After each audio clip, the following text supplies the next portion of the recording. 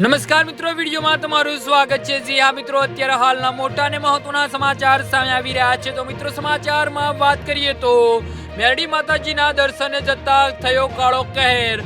શહેરમાં રિયાધાર વિસ્તારમાં રહેતો યુવાન 5 દિવસ પૂર્વ રાત્રિના સમયે બંધવાડી મેરડી માતાના દર્શને જતો હતો ત્યારે હુડકો ચોકડી નજીક ખોદરદળ નદીના પુલ પર યુવાને ડ્રાઇવિંગ પરનો કાબુ ગુમાવતા બાઇક સ્લીપ થઈ ગયું હતું ને બાઇક અકસ્માતમાં ઘવાયેલા યુવકનું મોતથી પરિવારમાં શોકની લાગણી પસરી ગઈ છે। આ બનાવ અંગે પોલીસમાં જાણવા મળતી વિગતો મુજબ રૈયાધાર વિસ્તારમાં મચ્છુનગર આવાસ ક્વાર્ટર સામે રહેતા વિજય ધનજીભાઈ કુંવરિયા નામનો 28 વર્ષનો યુવાન ગત 11/1/2026 રોજ રાત્રિના 9 વાગ્યાના આરસામાં હુડકો ચોકડી અને ખોદગઢ નદીના પુલ વચ્ચે પોતાનું બાઇક લઈને જઈ રહ્યો હતો ત્યારે બાઇક સ્લીપ થઈ જતા અકસ્માત સર્જાયો હતો। અકસ્માતમાં ઘવાયેલા યુવકનું સારવાર દરમિયાન મોત નિપજતા પરિવારમાં શોકની લાગણી પસરી ગઈ છે।